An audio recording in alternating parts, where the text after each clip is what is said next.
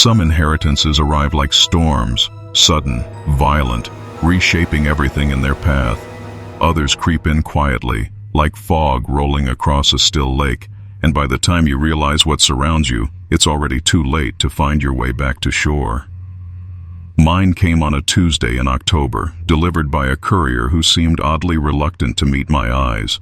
The envelope bore the letterhead of Blackwood Associates, attorneys at law, established 1847, Millhaven, Massachusetts. The paper was thick, expensive, the kind that whispers of old money and older secrets. Inside, I found a letter written in spidery handwriting that seemed to tremble across the page, as if the author's hand had shaken with each word. Dear distant relation, by the time you read this, I will have passed beyond the threshold that has haunted my family for 6 generations. I leave to you the Vesper Estate, located at 1847 Threshold Lane, Millhaven, Massachusetts, along with all properties, possessions, and obligations therein contained. You may wonder why I have chosen you, someone I have never met, whose existence I learned of only through careful genealogical research conducted in my final months. The answer is simple. You are the only living person who carries Vesper blood but remains untouched by the arrangement that has bound our family for over a century and a half.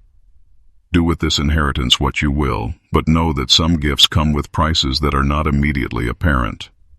Cordelia Vesper, the last of her line. Attached to the letter was a single brass key, ornate and heavy, its surface worn smooth by countless hands.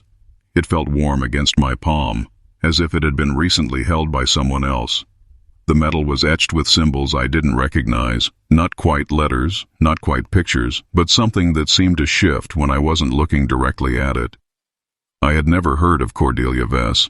Per my family tree, as far as I knew it, was thoroughly mundane. Teachers, shopkeepers, the occasional traveling salesman. No one had ever mentioned ancient New England relatives or mysterious estates waiting in the shadows of forgotten towns.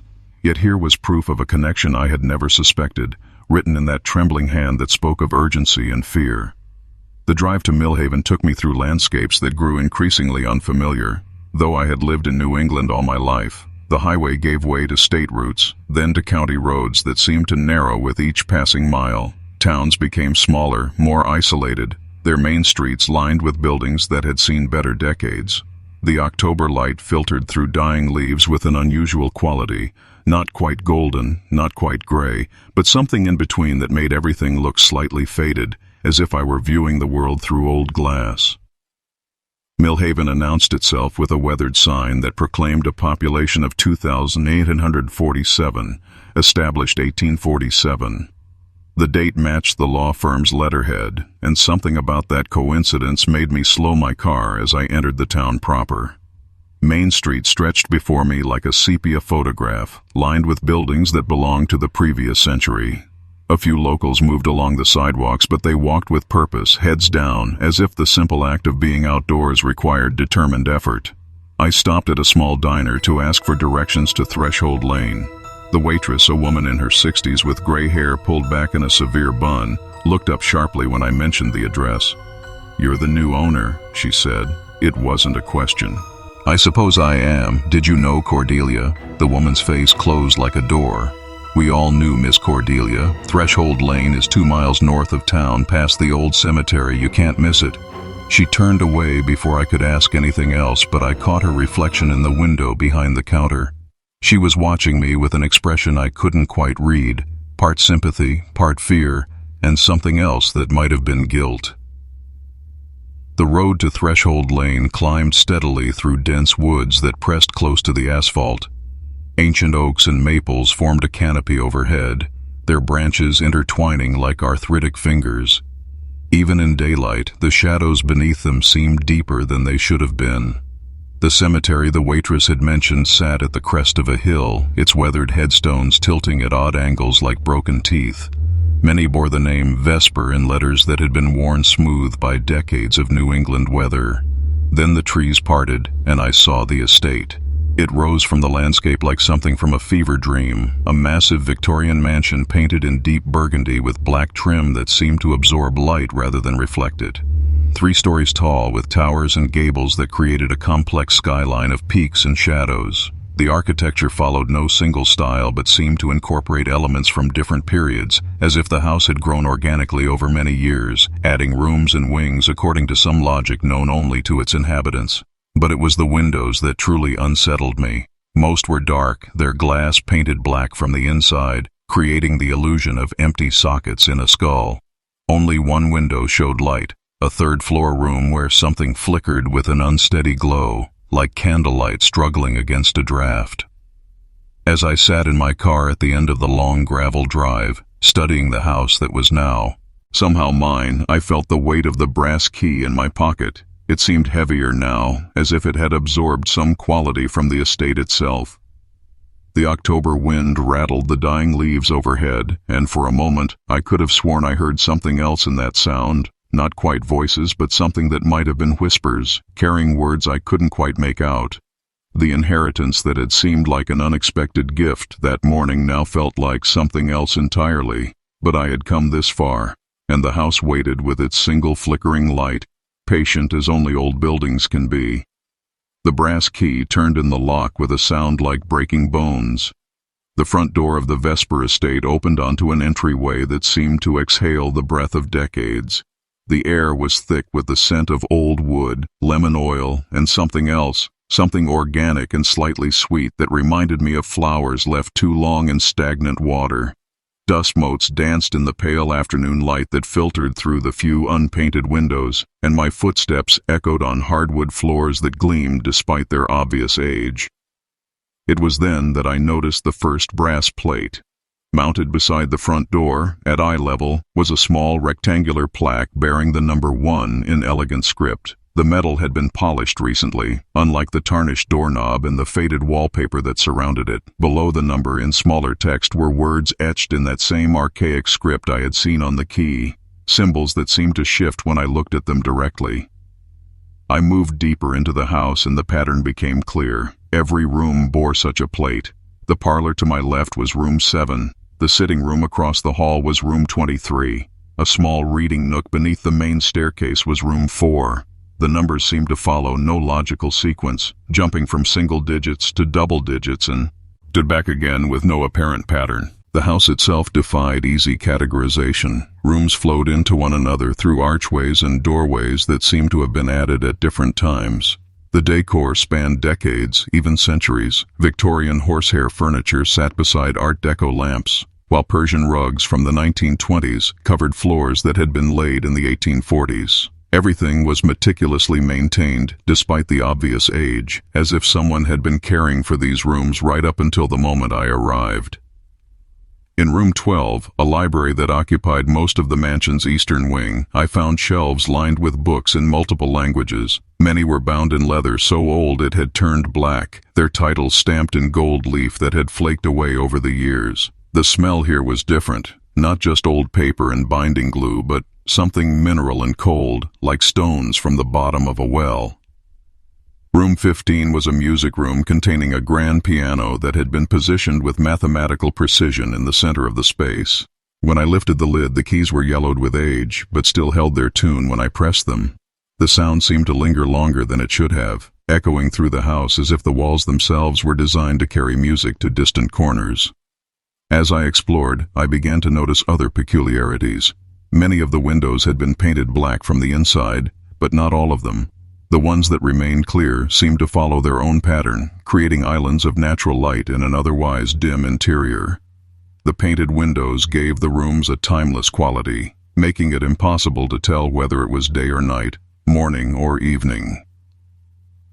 In room 31, a bedroom on the second floor, I found evidence of recent habitation. The bed was made with military precision, and a writing desk held papers covered in that same spidery handwriting I had seen in Cordelia's letter. A wardrobe. It contained women's clothing spanning several decades, dresses from the 1940s hanging beside modern blouses, all in shades of black, gray, and deep blue. The kitchen, designated as Room 8, contained modern appliances artfully concealed within Victorian cabinetry. The refrigerator was well stocked with food that wouldn't expire for weeks, as if someone had been expecting my arrival. On the counter sat a handwritten note in Cordelia's familiar script, "Make yourself at home," You will need your strength for what comes next. By evening, I had explored 46 numbered rooms. Each had its own character, its own collection of artifacts spanning the decades since the house had been built. Some rooms felt lived in, showing the wear patterns of daily use. Others seemed almost shrine-like in their preservation, as if they had been arranged once and then never disturbed again. It was in room 39, a small study tucked under the eaves of the third floor, that I found the master list. Written in multiple hands across what appeared to be many years, it catalogued every numbered room in the house, along with brief descriptions of their contents and purposes. The handwriting changed from entry to entry, but the format remained consistent. Room 1, Entrance Hall. Threshold of Welcome, Room 7. Parlor. Space of Gathering, Room 23. Sitting Room. Place of Contemplation. And so on, through all 47 numbered rooms. 47. The number struck me as significant, though I couldn't say why. I counted again, checking my own rough map against the master list. The count was correct. 47 numbered rooms, each with its brass plate, each with its designated purpose in whatever grand design had governed this house for over a century. But as night fell and I prepared to settle into room 31, the bedroom that seemed most recently occupied, I realized something that made my skin prickle with unease. In all my exploring and all my careful counting and note-taking, I had encountered one door that bore no brass plate at all. It was located on the second floor at the end of a hallway that seemed longer than it should have been given the house's exterior dimensions. The door itself was unremarkable. Heavy oak painted the same dark green as most of the interior doors. But where every other room displayed its number with pride, this door was blank. The wood showed no nail holes or discoloration that might indicate a plate had once been mounted there. It was as if this room had been deliberately excluded from the house's careful cataloging system. I had tried the brass key on this door earlier, but it hadn't fit. Now, as shadows lengthened through the few clear windows and the house settled into its evening rhythms, I found myself drawn back to that unmarked threshold. I pressed my ear against the wood, listening for any sound from within, but heard only the kind of deep silence that suggests vast, empty spaces. The door was locked, but it was more than that. It felt sealed, as if whatever lay beyond had been deliberately cut off from the rest of the house. When I touched the wood, it was noticeably colder than the surrounding wall, cold enough to make my fingertips ache after just a few seconds of contact. As I stood there in the dim hallway, studying the only unnumbered door in a house of numbered rooms, I began to understand that my inheritance was more complex than a simple bequest of property. The Vesper Estate was a puzzle, and I was holding only the first few pieces. Somewhere in these 47 catalogued rooms lay the key to understanding why this single door had been excluded from the careful system that governed everything else. The house around me creaked and settled as old houses do, but tonight those familiar sounds seemed to carry a different quality. They sounded almost like whispers, and if I listened carefully, I could almost convince myself that they were coming from behind the unmarked door. In the depths of room 12, the library that seemed to hold the accumulated knowledge of generations, I discovered the true history of my inheritance. The family records were kept in a locked glass cabinet behind the main desk, but the key hung openly from a hook nearby, as if Cordelia had wanted them to be found. 6 leather-bound volumes, each spanning roughly 25 years of Vesper family history, chronicled the lives and deaths of my distant relatives with meticulous detail. The handwriting changed from volume to volume, but the format remained remarkably consistent across the decades, as if each generation had followed the same template in documenting their existence. The first volume, bound in cracked brown leather and labeled 1847-1872, contained the records of Jeremiah Vesper, the family patriarch who had established both the estate and the town of Millhaven. His entries were written in a bold, confident hand that spoke of a man accustomed to getting his way. But as I read deeper into his accounts, I began to notice an undercurrent of anxiety that grew stronger with each passing year. "The arrangement proceeds as agreed," he wrote in 1851. "The boundary holds firm and Millhaven prospers under the covenant. Yet I find myself wondering what legacy I leave for those who will come after me. The price seemed reasonable when first proposed, but I begin to understand that some bargains extend far beyond the life of those who make them." The second volume belonged to Jeremiah's son, Mordecai, whose birth in 1880 was recorded with mathematical precision, exactly 33 years after his father's own birth. Mordecai's handwriting was more cautious than his father's, filled with cross-outs and corrections that suggested a man who weighed every word carefully before committing it to paper. It was in Mordecai's records that I first encountered mention of the ritual that would come to define each generation of Vespers. Beginning on his 33rd birthday, again that precise number, Mordecai documented his progress through what he called the 47 days of preparation. Each day he spent one night in a different numbered room, following a sequence that seemed to correspond with the master list I had found earlier. Day 1, Room 1. The threshold welcomes but does not comfort. Sleep came fitfully, filled with dreams of doors that would not open, and voices that spoke in languages I do not recognize. Upon waking, I found frost on the windows despite the mild October weather. Day 15, Room 15. The music room provides no solace. The piano played by itself in the small hours, melodies I have never heard but which feel familiar in some deep part of my soul. I understand now why Father spoke of the arrangement with such mixture of pride and regret. Day 32, Room 32. The walls are thin here. I can hear the whispers more clearly now, though they speak of things I hope never to understand fully. The boundary grows stronger with each night, but so does the anger of what lies beyond it. The pattern became clear as I moved through the volumes. Each generation produced exactly one child, born precisely 33 years after their parent. Each child lived exactly 66 years before disappearing under circumstances that were never fully explained, and each performed the 47-day ritual upon reaching adulthood, spending one night in each numbered room of the estate in a sequence that had been established by the first Jeremiah and never varied. The third volume belonged to Ezekiel Vesper, born in 1913, whose entries showed the strain of maintaining the family tradition through 2 world wars and the Great Depression. His handwriting was shakier than his predecessors, and his accounts of the ritual were more detailed, as if he felt compelled to record every disturbing detail for future generations. Day 42, Room 42. The arrangement demands its due with increasing insistence. What my grandfather called whispers have become voices, and what my father described as dreams have become visions that persist into waking hours. I see now why each generation has left such detailed records. We are not just chronicling our experiences. We are providing a map for those who must follow the same path. The fourth volume, spanning 1946 to 1979, belonged to Thaddeus Vesper, whose entry showed a man slowly being worn down by the weight of inherited obligation. By the midpoint of his tenure as the family's guardian, his handwriting had deteriorated into an almost illegible scrawl, and his accounts of the ritual bordered on the incoherent. Day 47. The Threshold Room. I understand now why this room bears no number. Numbers are for things that exist in our world, and what lies beyond this door exists in the spaces between worlds. The key that opens all other doors will not open this one, because this door must be opened from within by one who has completed the preparation and accepted the full weight of the arrangement.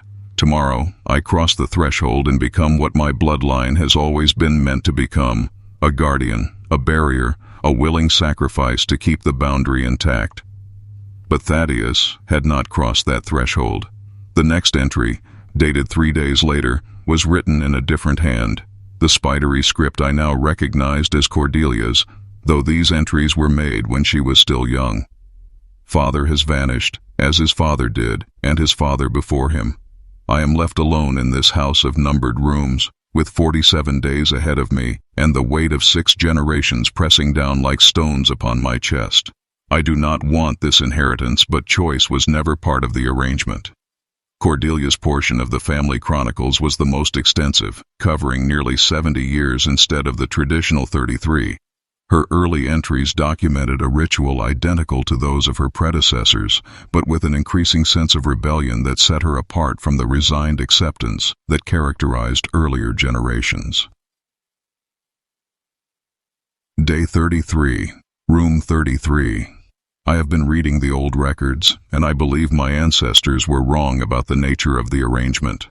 They saw themselves as guardians, protectors of some cosmic boundary that kept our world safe from forces beyond our understanding. But I think they were something simpler and more tragic. They were prisoners, convinced by something ancient and hungry that their captivity served a noble purpose. Day 45, room 45. 2 days remain before I must face the unmarked door. But I have spent decades preparing for this moment in ways my ancestors never did. I have researched, corresponded with scholars of folklore and boundary magic, learned that similar arrangements exist in places far from Millhaven. We are not unique guardians. We are one link in a chain of exploitation that spans continents and centuries.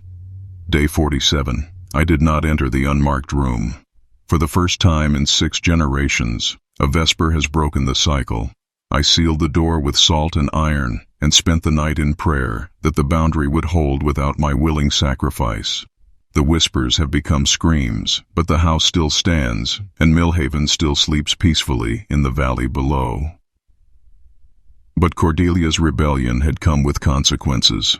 Her entries over the following decades documented a life lived in constant vigilance, always watching for signs that her refusal to complete the ritual had weakened the barriers that protected both the town and the world beyond. Strange incidents plagued Millhaven. Children who reported nightmares filled with the same symbols that decorated the brass key, livestock that died suddenly with no apparent cause, and occasional disappearances that followed patterns eerily similar to those documented in other towns with similar arrangements. Her final entries, written in the months before her death, revealed the true reason for my inheritance. The arrangement will not be denied forever. My breaking of the cycle has bought time, nothing more. But I have found a way to offer the compact what it demands while potentially breaking the chains that have bound my family for 6 generations. The bloodline must continue, but it need not continue in ignorance. I have found a distant relative, someone who carries Vesper blood but remains untouched by the covenant that has shaped our family's fate. Perhaps someone who comes to this fresh, without the weight of inherited guilt and expectation, can find a way to end what Jeremiah began in his pride and desperation. I leave this house to you, distant cousin, along with all the knowledge I have gathered and all the choices I was too frightened to make. The 47 days begin when you accept the inheritance. Choose wisely, not just for yourself, but for all the innocents who have paid the price for my family's ancient bargain. As I closed the final volume, the brass key in my pocket seemed to pulse with warmth. Outside the library windows, which remained mercifully unpainted, the sun was setting behind the trees that surrounded the estate. In a few hours it would be fully dark, and I would be alone in this house of numbered rooms with the growing understanding that my inheritance was not just property and possessions, but a responsibility that had been passed down through 6 generations. Somewhere in the distance, I could hear what might have been wind through the trees, but after reading Cordelia's chronicles, I knew that not all sounds in the Vesper Estate were as innocent as they seemed. The unmarked door on the 2nd floor was waiting, patient as only ancient compacts can be. The next morning brought rain that seemed to fall upward from the earth as much as downward from the gray sky, creating a disorienting visual effect that made the world beyond the estate's windows appear unstable, dreamlike. I had spent a restless night in room 31, Cordelia's former bedroom, where the walls seemed to contract and expand with each breath I took, and where sleep brought dreams of numbered doors opening and closing in sequence like some vast mechanical heartbeat. I needed answers that couldn't be found within the estate's walls, no matter how meticulously its previous inhabitants had documented their experiences. The Vesper family chronicle spoke of a town complicit in their arrangement, of payments made and silences maintained, but they offered few specifics about how such a conspiracy could survive across multiple generations. I needed to understand Millhaven itself, not just as the town founded by Jeremiah Vesper, but as a community that had apparently participated in maintaining his family's dark legacy for over a century and a half. The Millhaven Historical Society occupied a narrow Victorian building on Main Street, its windows displaying faded photographs of the town's early days. The elderly woman behind the desk introduced herself as Mrs. Whitmore and seemed genuinely pleased to have a visitor, though her expression grew more guarded when I mentioned my connection to the Vesper family. "You're the heir," she said, just as the waitress at the diner had done. "We wondered when someone would come." The historical records were surprisingly complete for such a small town. Birth certificates, death certificates, property deeds, and census records going back to 1847 were all carefully preserved in filing cabinets that smelled of lavender and mothballs. But it was what I found in those records that began to reveal the true scope of the arrangement that bound Millhaven to the Vesper family. The pattern was subtle at first, so subtle that it might have been dismissed as statistical coincidence by someone who wasn't looking for it. But once I began tracking the numbers systematically, the design became unmistakable. Every generation, dating back to the town's founding, exactly one child born in Millhaven would disappear on their 18th birthday. Not die, disappear. The death certificates for these individuals were never filed, but their names simply vanished from subsequent records, as if they had never existed at all. The timing of these disappearances corresponded exactly with the 47-day rituals documented in the Vesper family chronicles. When Mordecai performed his ritual in 1913, 18-year-old Sarah Fleming vanished. When Ezekiel took his turn in 1946, it was Thomas Harrington who disappeared. The pattern held through Thaddeus's ritual in 1979, when Mary Catherine Sullivan was reported missing but never found. But Cordelia had broken the cycle. Her refusal to complete the 47-day ritual in 2012 had meant that no child disappeared that year. The consequences, however, were documented in the town's records in ways that spoke of a community living in constant fear of supernatural retribution. Livestock deaths spiked dramatically in the years following Cordelia's rebellion. Insurance claims for unexplained property damage, broken windows, collapsed roofs, foundations that developed cracks overnight, increased by over 300%. The birth rate dropped to nearly zero, as if the town's residents had collectively decided that bringing new children into the world was too dangerous. Most telling of all, the annual anonymous payments to the trust that maintained the Vesper Estate had increased substantially, as if the town was trying to compensate for Cordelia's breach of the arrangement through financial tribute. Mrs. Whitmore watched me work through the records with an expression that mixed curiosity with something that might have been hope. As the afternoon wore on, and the rain continued its unnatural upward dance outside the windows, she finally broke her silence. "You're looking for the pattern," she said. "Most people wouldn't see it, but you're not most people, are you? You're asking the right questions." "How long have you known?" I asked. "All my life. My grandmother was Charity Whitmore, one of the town's founding families. She told me about the heirs on Jement when I turned 18, just like her grandmother told her. We all know, you see. Every family in Millhaven has known for generations. We just don't talk about it because talking about it makes it more real somehow." She moved to a locked cabinet behind her desk and withdrew a leather folder that looked far older than anything else in the Historical Society's collection. "These are the real records," she said, "the ones we keep for ourselves." The documents inside the folder told a story that the official records only hinted at. They were written testimonies, passed down through families, describing what it was like to live in a town where one child per generation was selected for sacrifice. The selection process was random, or appeared to be, but the burden of possibility weighed on every family with an 18-year-old child during the years when the Vesper ritual was performed.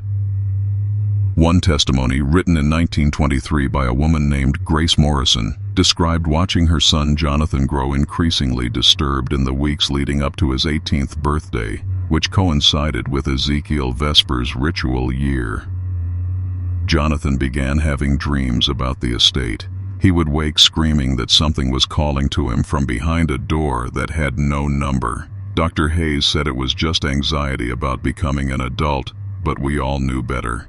When the calling comes, the children always know. They feel it like a compass needle pointing toward magnetic north. They can't help but turn toward whatever summons them from that cursed house. But Jonathan Morrison had not been the one taken that year. Instead, it was Helen Cartwright, a quiet girl who worked at her father's general store.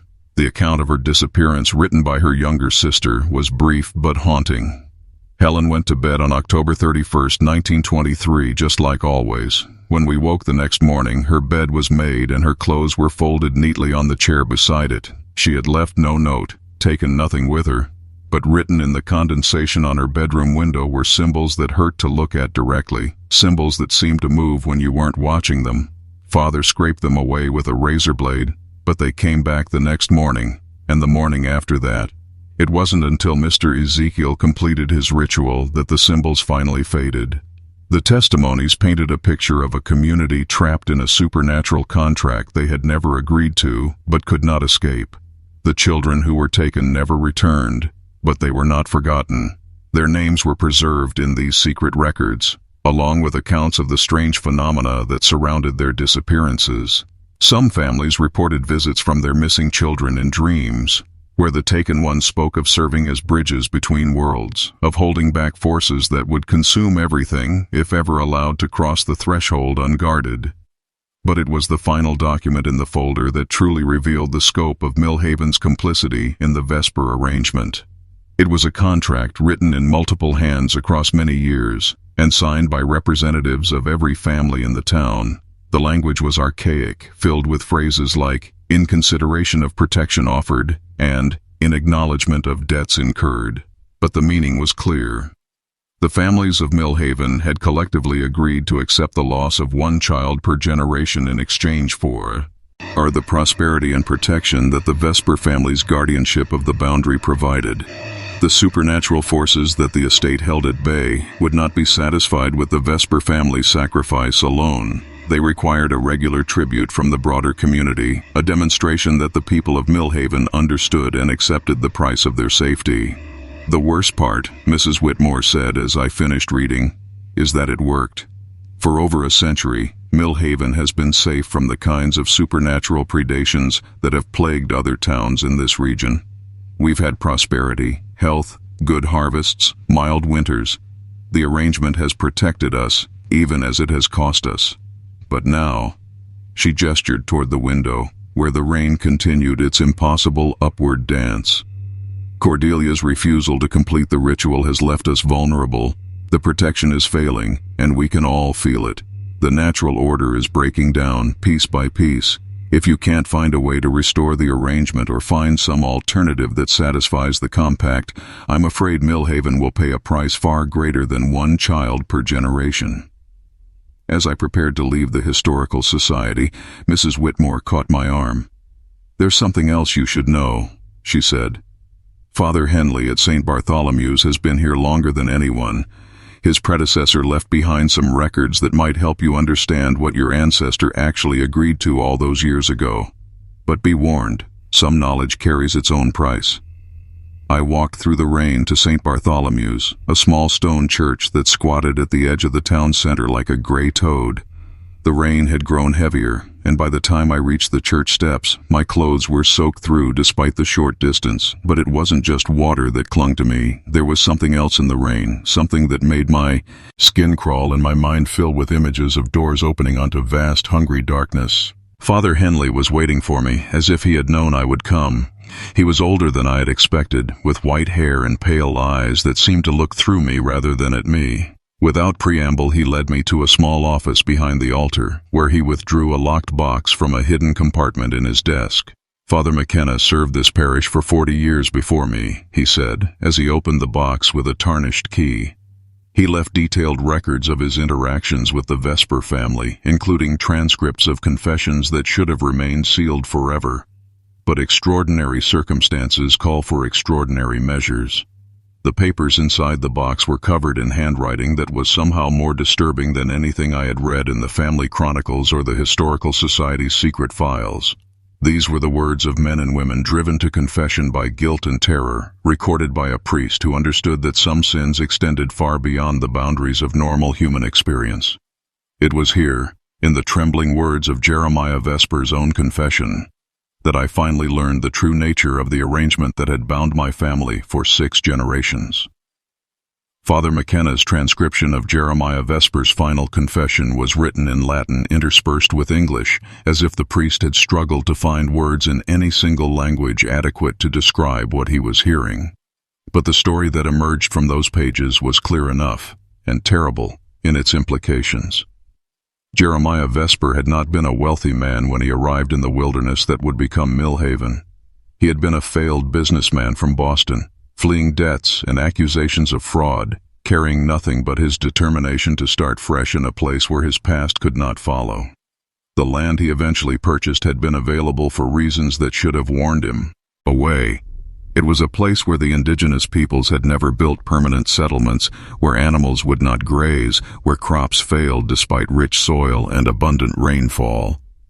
But Jeremiah was desperate enough to ignore warnings, and arrogant enough to believe he could succeed where others had failed. It was only after he had spent his last savings on the deed that he began to understand why the land had remained unclaimed for so long. I heard them first on the third night, his confession read, voices from beneath the earth, speaking in languages that predated human civilization. They told me I had built my house upon a threshold, a place where the boundaries between worlds grew thin.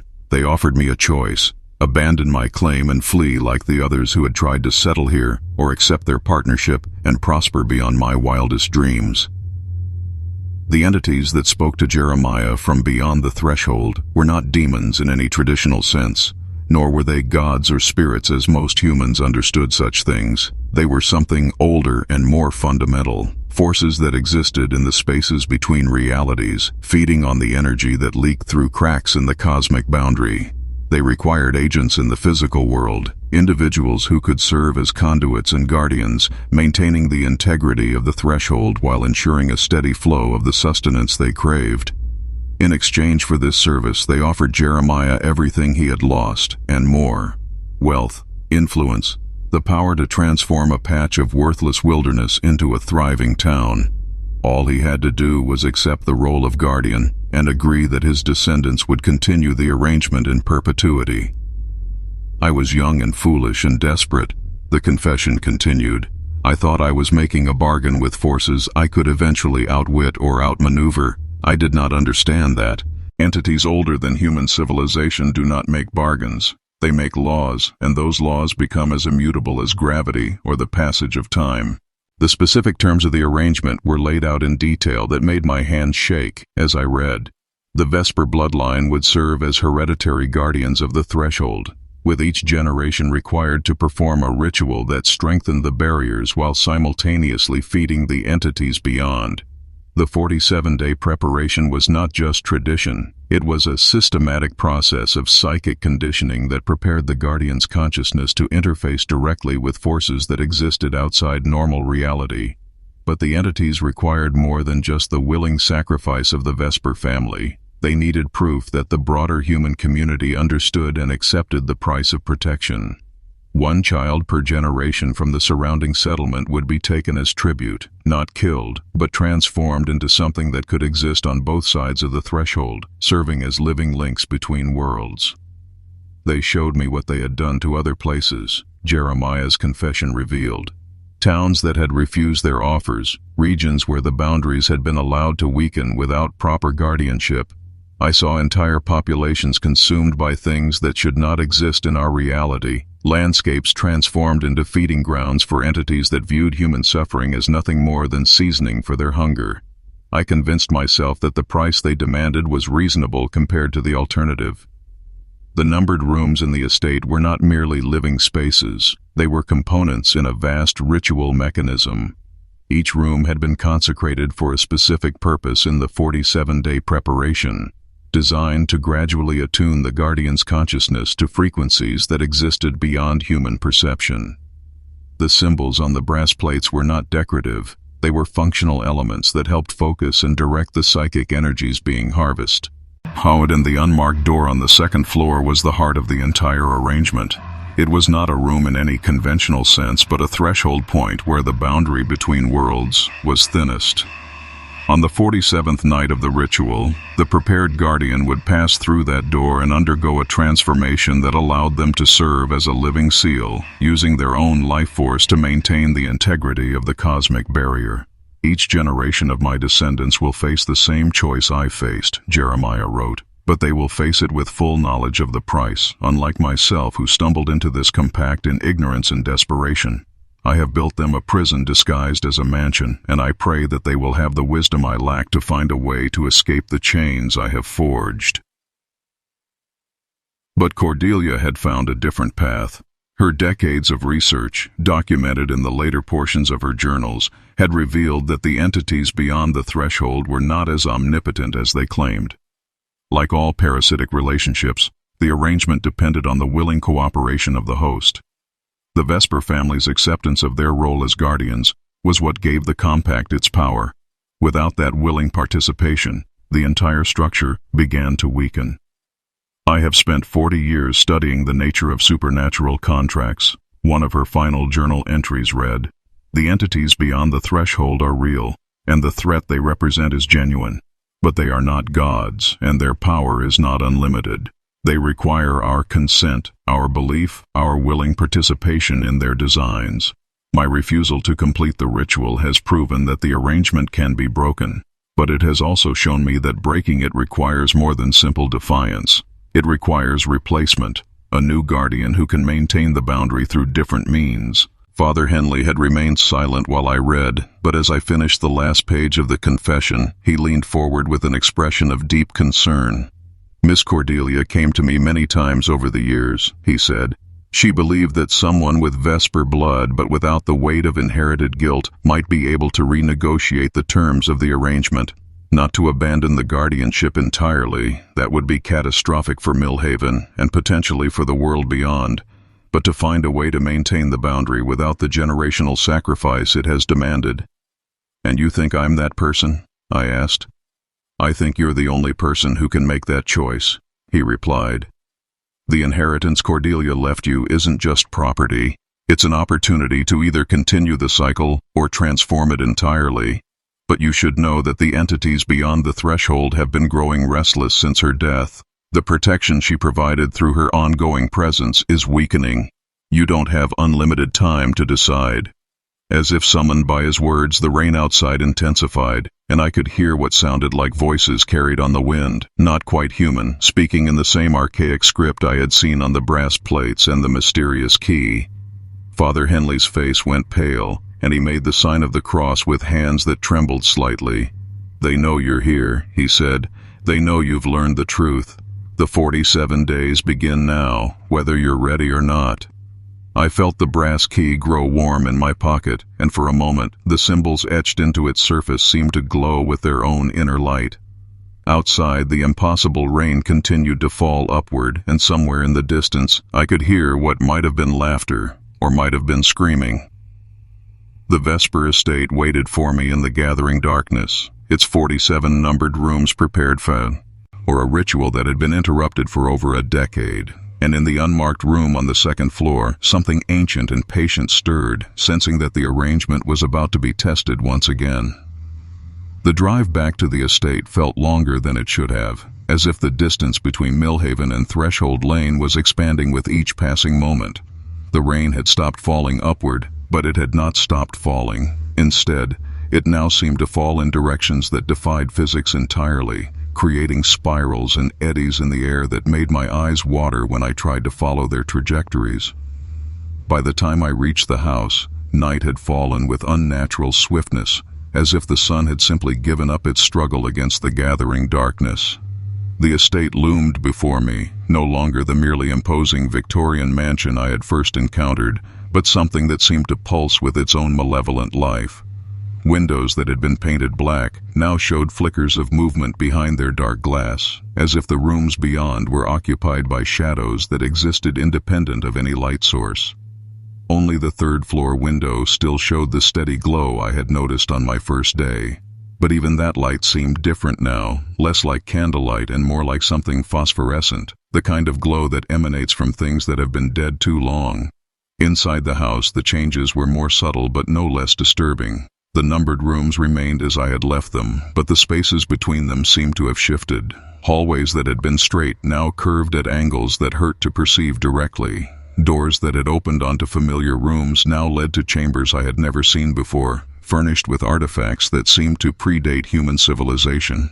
The brass plates beside each door had begun to emit their own faint luminescence, and the symbols beneath the numbers were no longer static. They moved and shifted like living things, forming patterns that seemed to convey meaning just beyond the edge of comprehension. When I tried to focus on them directly, they would freeze into innocent decorative scripts, but in my peripheral vision, they writhed with urgent purpose. I had returned to the estate with a plan based on Cordelia's research and the revelations I had uncovered in town. If the arrangement depended on willing participation, then perhaps it could be modified rather than simply continued or abandoned. But as I moved through rooms that no longer felt entirely bound by earthly physics, I began to understand that intellectual knowledge was a poor defense against forces that operated according to laws older than human reason. In room 23, the sitting room where I had spent my first afternoon in the house, I found evidence that the entities beyond the threshold had been preparing for my return. The furniture had been rearranged into a perfect circle, with a single chair placed in the center facing a wall that now bore symbols identical to those on the brass key. The symbols pulsed with that same phosphorescent glow, and as I watched, they began to form words in languages I had never learned but somehow understood. Guardian, heir, chosen. The arrangement continues. Accept the burden or face the consequences. I left room 23 quickly, but the message followed me through the house. Every mirror now reflected not just my image, but words written in that archaic script, floating in the glass like frost on a winter window. Every shadow cast by the flickering light seemed to spell out threats and promises in equal measure. The very air grew thick with presence, as if invisible beings pressed close around me, whispering in frequencies just below the threshold of hearing. By midnight, the house had become a labyrinth of psychological pressure. Doors that should have led to the main staircase instead opened onto the same rooms I had just left, trapping me in loops that seemed designed to wear down my resistance through simple repetition. The temperature fluctuated wildly from room to room, Arctic cold in the library, stifling heat in the music room, and something that felt like the breath of vast lungs in the spaces between. But it was in room 31, Cordelia's former bedroom, that I encountered the most direct manifestation of the entity's influence. As I entered, seeking some refuge from the house's increasing hostility, I found that the space had been transformed into something that resembled a courtroom more than a bedroom. The furniture had vanished, replaced by stone benches arranged in tiers around a central dais where a figure sat waiting for me. The figure wore Cordelia's face, but it was not Cordelia. The eyes were wrong, too deep, too knowing, reflecting depths that no human gaze could contain. When it spoke, the voice carried harmonics that made my bones ache. "You have learned much in your few days among us," it said, "but learning and understanding are different things entirely. Do you understand what your ancestor truly agreed to when he made his bargain with us?" "I understand enough," I replied, though my voice sounded thin and uncertain in the transformed space. "He traded his family's freedom for personal gain, and every generation since has paid the price." The figure that wore Cordelia's face smiled, and the expression was both beautiful and terrible. "Jeremiah, Vesper saved your species from extinction. The boundaries between worlds are not arbitrary lines drawn by cosmic bureaucrats. They are the only things that prevent realities with incompatible physical laws from colliding and destroying one another. Without guardians to maintain those boundaries, your entire universe would be consumed by forces that view matter and energy as nothing more than potential food." It gestured, and the walls of the room became transparent, revealing vistas that no human was meant to see. I glimpsed landscapes where geometry followed alien principles, where beings of living void moved through structures built from crystallized time, where the very concept of existence operated according to rules that made madness seem reasonable by comparison. "We offer partnership," the entity continued. "We provide protection for your reality in exchange for a minimal tribute of life force and consciousness. One guardian per generation, one tribute per cycle, a small price for the continuation of everything you know and love." "And if I refuse?" I asked. The smile widened, revealing teeth that were not quite the right shape for Cordelia's mouth. "Then you will join the ranks of those who discovered that some responsibilities cannot be abandoned without consequence. Your reality will be exposed to forces that have been held at bay for over a century. Millhaven will be the first to fall, but it will not be the last." The vision that followed was worse than anything in the alien landscapes it had shown me. I saw Millhaven as it would become without the protection the arrangement provided. Buildings twisted into impossible shapes, residents transformed into conduits for hungry intelligences from beyond the threshold, the very fabric of space-time unraveling as incompatible realities began to bleed through.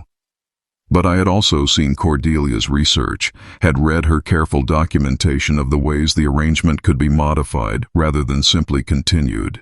"There has to be another way," I said, "a way to maintain the boundary without the generational sacrifice." The entity's expression shifted, and for a moment I glimpsed something that might have been genuine surprise. "You would negotiate with us? Even knowing what we are, what we represent?" "I would try to find a solution that doesn't require the sacrifice of innocence," I replied.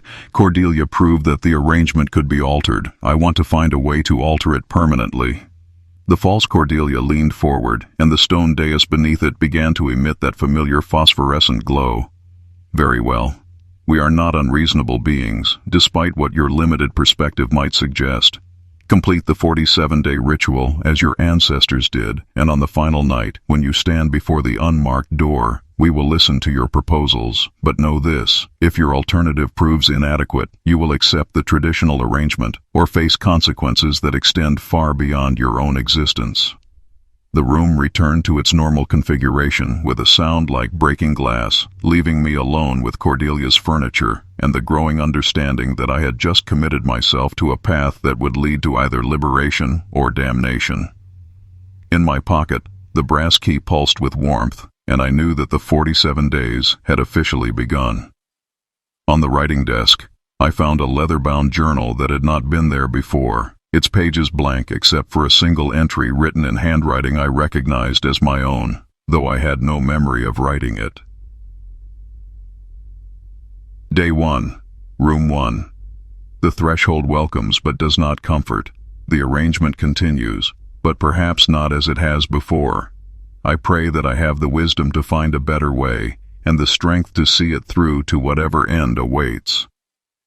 Outside, the impossible rain had finally stopped, but the silence it left behind was somehow more disturbing than the sound of water falling upward had been. It was the silence of a world holding its breath, waiting to see whether the newest guardian of the threshold would prove wise enough to break a cycle that had endured for 6 generations. 46 days had passed in a blur of psychological endurance that tested the boundaries of human consciousness. Each night in a different numbered room had brought its own revelations, its own trials, its own gradual erosion of the distinctions between waking and dreaming, between reality and the vast hungry spaces that pressed against the threshold.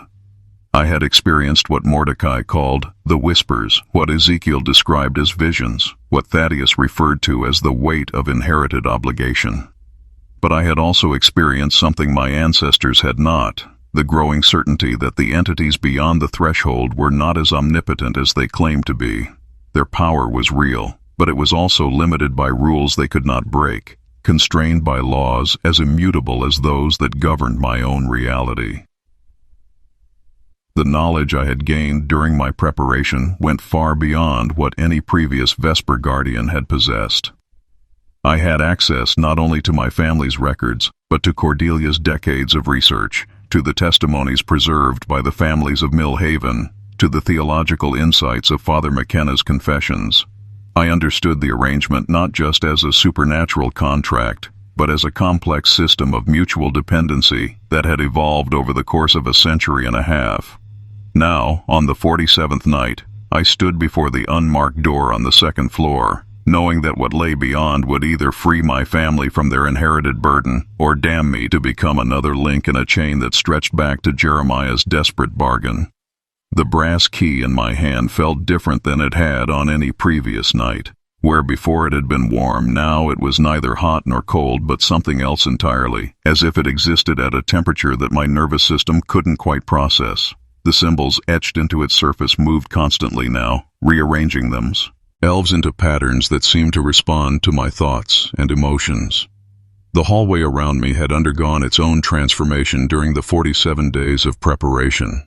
The walls were no longer painted plaster but something that looked like polished obsidian, reflecting my image in ways that suggested multiple dimensions folded into spaces that should have been flat. The floor beneath my feet felt solid but looked transparent, revealing depths that seemed to extend infinitely downward. As I inserted the key into the lock, I felt the house around me pause in its breathing, as if the entire estate was holding its breath in anticipation. The lock turned with a sound like distant thunder, and the unmarked door swung open onto a space that defied every assumption I had ever held about the nature of reality. The room beyond was not a room at all, but a vast chamber that seemed to exist in multiple dimensions simultaneously. The walls curved away into distances that hurt to contemplate, while the ceiling soared upward into darkness that pulsed with its own malevolent life. But it was the center of the space that truly commanded attention, a raised platform surrounded by what could only be described as the physical manifestation of the threshold itself. It was not a doorway in any conventional sense, but a vertical plane of existence where reality became negotiable.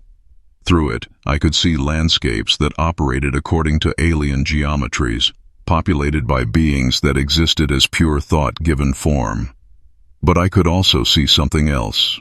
The desiccated remains of every Vesper guardian who had come before me, arranged in a circle around the threshold like sentries frozen in eternal vigilance.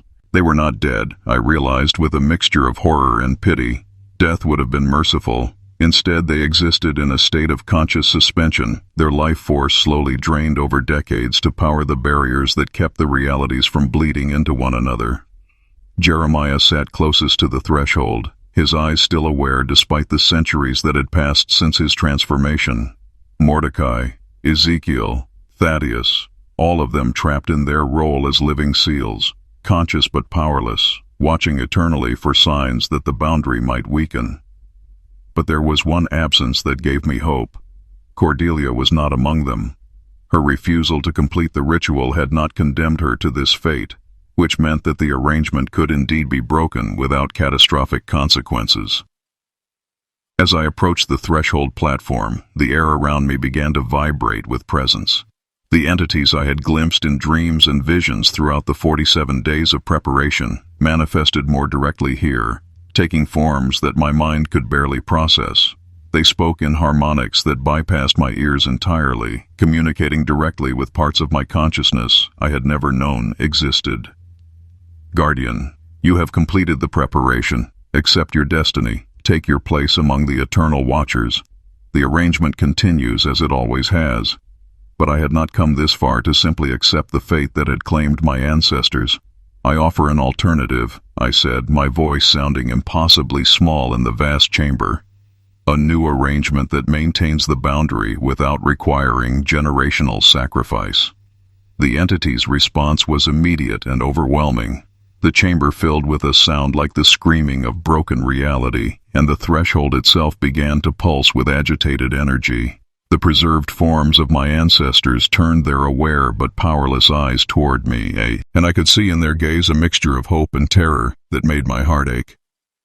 You would negotiate with forces beyond your comprehension. You would alter agreements that predate your species. Speak your alternative, Guardian, but know that failure means consequences beyond imagining. I had spent the 47 days of preparation formulating my proposal, drawing on everything I had learned about the true nature of the arrangement. The entities required a steady flow of consciousness and life force to maintain the barriers between realities, but they had never actually required that flow to come from unwilling sacrifices. The Vesper family's acceptance of their role as guardians had been coerced through ignorance and desperation, but it had never been the only possible solution. I propose a willing partnership, I said, stepping closer to the threshold despite every instinct that screamed at me to flee. Not guardianship based on inherited obligation, but conscious cooperation between equals. I will serve as your anchor in this reality, but as a collaborator rather than a prisoner. And instead of taking tribute from the children of Millhaven, you will accept an offering of knowledge, the accumulated wisdom and experience of those who choose to participate voluntarily. The silence that followed was so complete that I could hear the sound of my own heartbeat echoing through dimensions I couldn't name. The threshold pulsed more slowly now, and the alien geometries of the landscapes beyond seemed to shift into configurations that were somehow less threatening. Interesting, the entities finally responded. You offer partnership rather than servitude, knowledge rather than sacrifice. But what assurance do we have that such an arrangement would provide adequate sustenance for our needs? The same assurance you've always had, I replied. Trust backed by mutual benefit. The difference is that this arrangement would be entered into willingly by all parties, with full knowledge of the costs and benefits involved. No more secrets, no more inherited burdens, no more children taken without their understanding or consent. The entities conferred among themselves in frequencies that made the air itself ring like a struck bell. The preserved forms of my ancestors watched with expressions that ranged from desperate hope to resigned acceptance. The threshold continued its slow pulsing, and I could feel its energy probing at the edges of my consciousness, testing my resolve and measuring my sincerity. "Very well," they said at last. "We accept your proposal on a trial basis. You will serve as our conscious partner for a period of 1 human generation. If the arrangement proves adequate, it will be made permanent. If not, they didn't need to finish the threat." I understood that failure would mean not just my own transformation into another eternal guardian, but the exposure of my reality to forces that would view its destruction as nothing more than an interesting diversion. "I accept," I said, and felt the weight of 6 generations of inherited guilt lift from my shoulders even as a new responsibility settled in its place. The transformation that follows, it was unlike anything described in my ancestors' journals. Instead of the gradual drain of life force that had preserved them in conscious suspension, I felt my consciousness expand and merge with the cosmic forces that maintained the boundary between realities. I remained myself, but I also became something more. A willing bridge between worlds, a translator who could help entities older than human civilization understand the value and beauty of the reality they were protecting. The preserved forms of my ancestors began to stir as the old arrangement dissolved, and they were finally released from their eternal vigil. Jeremiah's eyes met mine across the centuries, and I saw in them a gratitude that transcended words. One by one, they faded not into death, but into whatever peace awaited those who had served their time and been found worthy of rest. As dawn broke over the Vesper Estate, I stood at the threshold between worlds, no longer a guardian bound by inherited obligation, but a willing partner in an arrangement that honored both the needs of cosmic forces and the dignity of human choice. The 47 numbered rooms around me no longer felt like components in a prison, but like tools I could use to bridge the gap between realities that had been forced into opposition for too long. 6 months have passed since the night I renegotiated the arrangement that bound my family for 6 generations, and the changes extend far beyond what any single document could adequately record. The Vesper Estate still stands at 1847 Threshold Lane, but it has become something different from what it was, no longer a prison disguised as a mansion, but a genuine sanctuary where the boundaries between realities can be monitored and maintained through cooperation rather than coercion. The 47 numbered rooms remain, but their brass plates no longer glow with that unsettling phosphorescence. Instead, they have taken on a warmer radiance that speaks of purpose fulfilled rather than obligation endured. The symbols beneath the numbers still move and shift, but now they do so in patterns that feel more like conversation than command. I have learned to read them, and through them, I maintain constant communication with the entities beyond the threshold, not as their prisoner or their tool, but as their partner in maintaining the cosmic balance. The unmarked door on the 2nd floor now bears a simple wooden plaque that reads "Translation Chamber," and beyond it lies not the vast interdimensional space where my ancestors were imprisoned, but a more modest room where I can interface directly with forces that exist outside normal reality.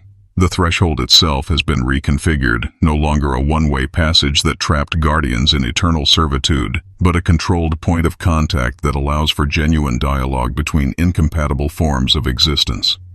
Millhaven has felt the changes as well. The supernatural incidents that plagued the town following Cordelia's rebellion have ceased entirely, but the protection it enjoys now is more robust than anything the old arrangement ever provided. Children sleep peacefully, no longer troubled by dreams of numbered doors and alien voices. Parents rest easier knowing that the price of their safety is no longer paid in the blood of their offspring. But perhaps most significantly, the conspiracy of silence that bound the town together for over a century has finally been broken. The families of Millhaven now know the full truth of their history. and they have chosen to participate consciously in maintaining the new arrangement. Once a month, volunteers gather at the estate to share their knowledge, their experiences, their accumulated wisdom with the entities beyond the threshold. What was once tribute extracted by force has become a gift offered freely, and the difference in quality and quantity has exceeded everyone's expectations. Father Henley visits regularly, no longer burdened by confessions that should never have been recorded. We have spoken at length about the theological implications of conscious cooperation with forces that exist outside human understanding, and he has concluded that partnership based on mutual respect and voluntary participation is far more consistent with divine will than the coercive arrangement his predecessors felt obligated to support. Mrs. Whitmore has become the unofficial historian of the new era, documenting the changes in Millhaven with the same careful attention to detail that her predecessors brought to recording the old arrangement's costs. The children who were taken over the decades have not returned. Their transformation was too complete for reversal, but their sacrifice has finally been given the meaning and honor it deserved. Memorial plaques in the town square bear their names and acknowledge their role in protecting not just Millhaven, but reality itself from forces that would have consumed everything. Yet for all the positive changes, I am not naive about the challenges that remain. The entities beyond the threshold are patient but not infinitely so, and they judge the success of our new arrangement by standards that sometimes conflict with human values. There are nights when the translation chamber fills with frequencies that test the limits of sanity, when the alien perspectives I must interpret threaten to overwhelm my human consciousness entirely. And there are other signs that suggest our work has attracted attention from forces beyond those I originally negotiated with. Sometimes in the deepest hours of the night, I perceive movements in dimensions adjacent to our own. Entities that view our successful renegotiation of the old arrangement as either an opportunity or a threat. The cosmic ecosystem is more complex than any single arrangement can address, and I suspect that the Vesper Estate may eventually serve as a model for similar renegotiations in other locations around the world. The dreams have changed too. Where once I experienced visions of alien landscapes and hungry intelligences, now I see places where other families, other communities struggle under the weight of supernatural contracts that bind them to servitude they never chose. I see possibilities for intervention, for assistance, for the gradual transformation of coercive arrangements into willing partnerships. It is both inspiring and daunting to realize that what we accomplished here may be only the beginning of a much larger transformation. Cordelia's spirit visits me sometimes, not as a ghost or supernatural manifestation, but as a presence that seems to arise from the collective relief of 6 generations finally freed from inherited guilt. She does not speak, but I feel her approval of the path I have chosen, her satisfaction that the burden she carried for 70 years has finally been lifted from our family line. The brass key remains in my possession, but it no longer opens locks in any conventional sense. Instead, it serves as a focus for the translation work that has become my primary responsibility, helping entities that exist as pure thought learn to understand the value of physical reality while teaching human consciousness to perceive truths that transcend material existence. The symbols etched into its surface have multiplied, reading patterns of meaning that encompass concepts no human language could express. Sometimes visitors come to the estate, scholars, theologians, researchers who have heard rumors of what transpired here and seek to understand how supernatural contracts can be renegotiated rather than simply endured. I welcome them all, sharing what I have learned while warning them that each situation is unique, each arrangement requiring its own solution. What worked for the Vesper family may not work elsewhere, but the principles of voluntary cooperation and mutual respect appear to be universal. As I write this, sitting in room 31 where Cordelia spent her final years planning for a future she would not live to see, I am aware that my story has no clean ending. The new arrangement requires constant maintenance, constant vigilance, constant willingness to evolve as circumstances change. I am no longer bound by the obligations that trapped my ancestors, but I am bound by responsibilities I have chosen freely, and those may prove even more demanding in the long run. The numbered rooms around me hum quietly with energies that feel more like contentment than compulsion. The unmarked door has become a gateway to understanding rather than imprisonment. And somewhere beyond the threshold, entities older than human civilization work alongside a descendant of Jeremiah Vesper to maintain the boundaries that keep multiple realities from destroying one another through incompatible contact. Whether this new arrangement will prove sustainable over the decades and centuries to come remains to be seen. But for now, for the first time in 6 generations, the Vesper Estate serves hope rather than despair, partnership rather than servitude, conscious choice rather than inherited obligation. And in the growing light of another dawn over Millhaven, that feels like enough.